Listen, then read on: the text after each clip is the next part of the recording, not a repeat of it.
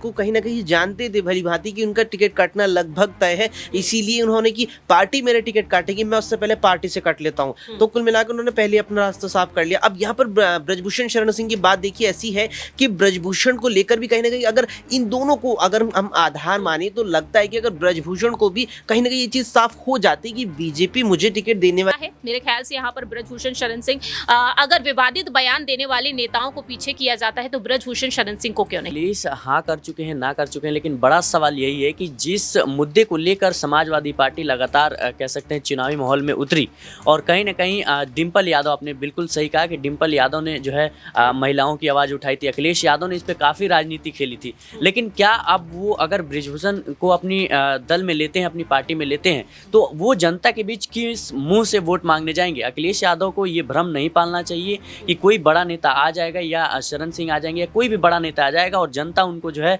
वो कह सकते हैं। नमस्कार, नेक्स्ट 9 न्यूज देख रहे हैं आप और मैं हूं आपके साथ प्रज्ञा सिंह। स्वागत है आप सभी का मेरे खास प्रोग्राम सियासी पंचनामा में।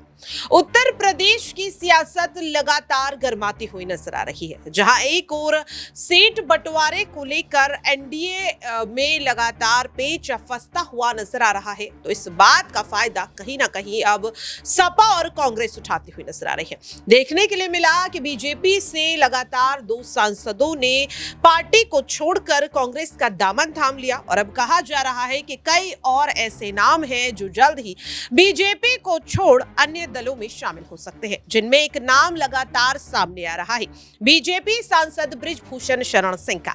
सवाल बनता हुआ नजर आ रहा है कि क्या बीजेपी इस बार ब्रजभूषण को टिकट देगी और अगर नहीं देती है तो ब्रजभूषण शरण सिंह का अगला कदम क्या रहेगा। न्यूज रूम में मौजूद अपने सहयोगियों से इस चीज को समझेंगे। अक्षय है मेरे साथ यहाँ पर। अक्षय, ब्रजभूषण शरण सिंह को लेकर कहा जा रहा है कि इस बार शायद उन्हें टिकट ना दिया जाए। वजह बताई जा रही है उनके कई बयान, कई ऐसे विवाद। क्या लग रहा है, अगर ब्रजभूषण को टिकट नहीं मिलता तब भी पार्टी के साथ रहेंगे या फिर बगावत कर सकते हैं? देखिए, अगर ये ऐसे इस बात का अंदाज इस चीज़ से लगाया जा सकता है कि राजस्थान का अगर आप रुख करेंगे, चुरू में, राजस्थान के चुरू में राहुल कासवा ने जिस तरीके से पहले ही बगावती सुर कुछ हद तक दिखाने शुरू कर दिए थे और कहीं ना कहीं उन्हें इस बात का अंदाज़ा था कि उनका टिकट कट सकता है। हालांकि उन्होंने बीजेपी से इस्तीफा टिकट पूरी तरीके से कटने के बाद दिया। अब वहीं अगर आप हरियाणा में रुख करें, हरियाणा के हिसार में यहाँ पर ब्रजेंद्र सिंह ने जब पार्टी की सदस्यता से इस्तीफा दिया तो आप गौर करेंगे कि हरियाणा में अभी तक भी बीजेपी ने अपने प्रत्याशी नहीं उतारे, लेकिन ब्रजेंद्र सिंह इस बात को कहीं ना कहीं जानते थे भली भांति कि उनका टिकट काटना लगभग तय है, इसीलिए उन्होंने कि पार्टी मेरे टिकट काटेगी, मैं उससे पहले पार्टी से कट लेता हूं। तो कुल मिलाकर उन्होंने पहले अपना रास्ता साफ कर लिया। अब यहाँ पर ब्रजभूषण शरण सिंह की बात देखिए ऐसी है कि ब्रजभूषण को लेकर भी कहीं ना कहीं अगर इन दोनों को अगर हम आधार माने तो लगता है कि अगर ब्रजभूषण को भी कहीं ना कहीं ये चीज साफ हो जाती कि बीजेपी मुझे टिकट देने वाली नहीं है। लेकिन यहाँ पर अब देखिए चर्चा उनके बेटे की लगातार उठ रही है, चर्चा उनकी पत्नी की भी है कि उन्हें भी कैसरगंज सीट से उम्मीदवार के तौर पर यहाँ भारतीय जनता पार्टी पेश कर सकते हैं। तो संभावनाएं बेहद कम नजर आ रही हैं, क्योंकि जो ब्रजभूषण शरण सिंह है उन्हें लेकर लगातार ये बात कही जाती है कि जो राजपूत समाज है उस पर ब्रजभूषण शरण सिंह की बेहद अच्छी पकड़ है। राजपूत समाज बेहद अच्छे से ब्रजभूषण शरण सिंह को लगातार समर्थन देता आया है। ये एक बड़ी वजह मानी जा रही है। कैसरगंज का आपने जिक्र किया, न केवल कैसरगंज बल्कि आसपास के क्षेत्रों में भी ब्रजभूषण का अच्छा प्रभाव देखने को मिलता है। और 2019 में हम नहीं भुला सकते, 2019 में ब्रजभूषण शरण सिंह ने और भी क्षेत्रों में, और भी संसदीय क्षेत्रों में यहाँ पर चुनाव प्रचार किया था। तो कुल मिलाकर के संभावना कम है कि उनका पार्टी टिकट काटे। वाकई में, और कहीं ना कहीं इस चीज को बीजेपी भी अच्छे तरीके से समझती है और माना जा रहा है कि हो सकता है विवादों के चलते इस बार ब्रजभूषण को टिकट ना दिया जाए, लेकिन उनके किसी परिवार के सदस्य या फिर किसी करीबी को यहाँ पर पार्टी द्वारा टिकट दिया जा सकता है। और ये सवाल लगातार बनता हुआ भी नजर आ रहा है।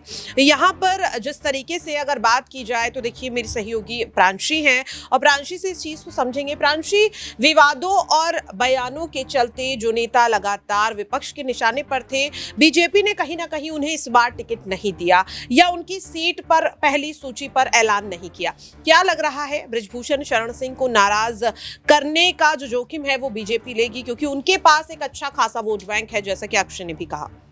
देखिए ब्रजभूषण शरण सिंह जिस तरह से कांग्रेस को, जिस तरह से हर एक दल को चुनौती देते हुए नजर आते हैं। प्रियंका गांधी वाड्रा को उन्होंने एक वक्त चुनौती दी थी कि आप मेरे खिलाफ चुनाव लड़के दिखाइए किसी भी सीट से। यानी कि ब्रजभूषण शरण सिंह साफ तौर पर यहाँ पर एक बड़ी चुनौती देते हुए ये दावा करते हैं कि मेरे खेमे की, मेरे पक्ष में ही वोट आएंगे। अगर प्रियंका गांधी भी उनके खिलाफ उतरती हैं तो कहीं ना कहीं एक मजबूत वोट बैंक तो उनके लिए दिखाई दे रहा है बीजेपी में।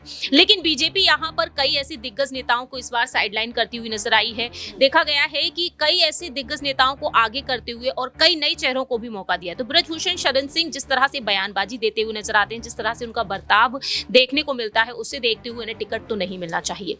और जिसके अलावा यहाँ पर यह भी देखा गया है कि ब्रजभूषण शरण सिंह जिस तरह से कहते हुए नजर आते हैं कि जब तक आलाकमान नहीं कहेंगे तब तक मैं इस्तीफा नहीं दूंगा, जो मुद्दा काफी ज्यादा उछलता हुआ नजर आया। बेटियों के लिए मोदी सरकार बोलती हुई नजर आती है, लेकिन जब वही बेटियां दिल्ली के जंतर मंतर पर जाकर बैठ जाती हैं, उस वक्त मोदी सरकार चुप्पी साधी हुई नजर आती है। तो उस चीज को भी भुलाया नहीं जा सकता है। मेरे ख्याल से यहाँ पर ब्रजभूषण शरण सिंह, अगर विवादित बयान देने वाले नेताओं को पीछे किया जाता है तो ब्रजभूषण शरण सिंह को क्यों नहीं। वाकई में। और अब यहाँ पर देखिए जिस तरीके से बार बार सवाल उठ रहा है कि अगर बीजेपी उन्हें टिकट नहीं देती है तो क्या वो सपा की तरफ रुख करते हुए नजर आ सकते हैं, क्योंकि वो पहले भी ऐसा कर चुके हैं। और इसी को लेकर जब सवाल पूछा जाता है अखिलेश यादव से और डिंपल यादव से, तो उनका क्या कुछ कहना रहता है, सुनिए जरा।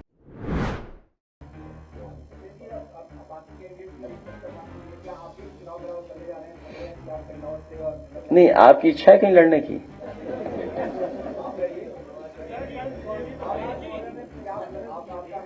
बहुत जल्दी तय हो जाएगा सब। अब बीजेपी की सूची देखिए आप, क्या सूची है वो, जो सब हारने वाले हैं।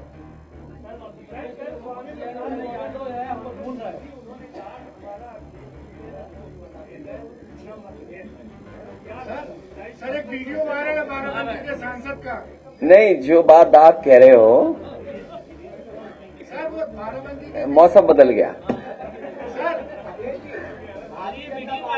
बाराबंकी के सांसद का वीडियो बताया जा रहा है, वायरल हो रहा है। काम कर रहे हैं। लगातार सांसद भाजपा के ब्रजभूषण सिंह का समाजवादी पार्टी विरोध करती रही है। अब चर्चा चल रही है कि राष्ट्रीय अध्यक्ष उनको टिकट देना चाह रहे हैं। नहीं, अभी तो चर्चाएं चल रही हैं, इसमें ऐसी कोई बात नहीं है। चर्चाएं तो कौन चला देता है आप सबको पता ही है, कौन कहाँ से कैसी चर्चाएं चलती है। कोई सच्चाई नहीं है, ब्रजभूषण को टिकट देने की बात होती है। मुझे नहीं लगता इसमें अभी तक कोई सच्चाई। अच्छा, बीएसपी मायावती के लिए अभी स्टैंड क्लियर नहीं हो पा रहा कि आपकी पार्टी की बात चल रही है, गठबंधन पे अभी भी जगह है। तो देखा आपने, अखिलेश यादव हाँ में हाँ मिलाते हुए नजर आ रहे हैं, लेकिन डिंपल ने साफ तौर पर इनकार किया। दरअसल वो डिंपल यादव ही थी जो पहलवान खिलाड़ियों के समर्थन में कई बार उतरती हुई नजर आई और उन्होंने साफ तौर पर ब्रजभूषण के खिलाफ कार्रवाई की भी मांग की। लेकिन क्या अब चुनावी माहौल को देखते हुए डिंपल यादव के भी सुर बदलते हुए नजर आ सकते हैं? फिलहाल तो इनकार कर रही हैं, लेकिन पार्टी को मजबूत करने के लिए क्या खुद भी यहाँ पर हामी भरती हुई नजर आएंगी? शिराज हैं और उनसे एक सवाल रहेगा। शिराज, सपा के साथ ब्रजभूषण पहले भी आ चुके हैं, क्या लग रहा है टिकट कटता है तो क्या सपा की तरफ जाते हुए नजर आएंगे, क्योंकि अखिलेश तो हाँ कर चुके हैं? जी देखिए, अखिलेश हाँ कर चुके हैं, ना कर चुके हैं, लेकिन बड़ा सवाल यही है कि जिस मुद्दे को लेकर समाजवादी पार्टी लगातार कह सकते हैं चुनावी माहौल में उतरी, और कहीं ना कहीं डिंपल यादव, आपने बिल्कुल सही कहा कि डिंपल यादव ने जो है महिलाओं की आवाज़ उठाई थी, अखिलेश यादव ने इस पर काफ़ी राजनीति खेली थी। लेकिन क्या अब वो अगर ब्रजभूषण को अपनी दल में लेते हैं, अपनी पार्टी में लेते हैं, तो वो जनता के बीच किस मुँह से वोट मांगने जाएंगे? अखिलेश यादव को ये भ्रम नहीं पालना चाहिए कि कोई बड़ा नेता आ जाएगा या शरण सिंह आ जाएंगे या कोई भी बड़ा नेता आ जाएगा और जनता उनको जो है वो कह सकते हैं वोट देगी, क्योंकि ब्रजभूषण का ये मामला छोटा मोटा मामला नहीं था, ये पूरे विदेशों में भी इसकी जो है आवाज़ गूंजी थी। और निश्चित रूप से, और पहली बात तो ये है कि ब्रजभूषण बीजेपी से बगावत करेंगे या नहीं करेंगे, क्योंकि मुझे नहीं लगता, इतने बड़े नेता हैं और कहीं ना कहीं इतने बड़े पद पे भी हैं, और जिस तरीके से उनके खिलाफ अभी मुकदमे चल रहे हैं, मुझे नहीं लगता कि वो बीजेपी से कहीं ना कहीं रिश्ता तोड़ेंगे, क्योंकि अगर रिश्ता तोड़ते हैं तो निश्चित रूप से उनके लिए राहें आगे की आसान नहीं होगी। में देखिए, और अब सवाल लगातार बना हुआ है और अब ऐसे में देखना काफी अहम रहेगा कि ब्रजभूषण शरण सिंह को लेकर जो तमाम कयास इस वक्त यूपी की सियासत में लगाए जा रहे हैं, बीजेपी जब पहली सूची जारी करती है तो क्या उन कयासों पर विराम लगता हुआ नजर आएगा? भारतीय जनता पार्टी क्या विवादों में घिरे ब्रजभूषण शरण सिंह को एक बार फिर से चुनावी मैदान में आगे करती हुई नजर आएगी, या फिर यहाँ पर पार्टी में बड़ी बगावत ब्रजभूषण की तरफ से देखी जा सकती है? तमाम सवाल लगातार बने हुए हैं, इंतजार है बीजेपी की दूसरी सूची का। देखना काफी अहम रहेगा कि आखिरकार क्या कुछ निर्णय यहाँ पर बृजभूषण को लेकर लिया जाता है पार्टी आला कमान द्वारा। फिलहाल के लिए मेरे खास प्रोग्राम सियासी पंचनामा में इतना ही। देश और दुनिया की तमाम खबरों के लिए आप देखते रहिए नेक्स्ट 9 न्यूज।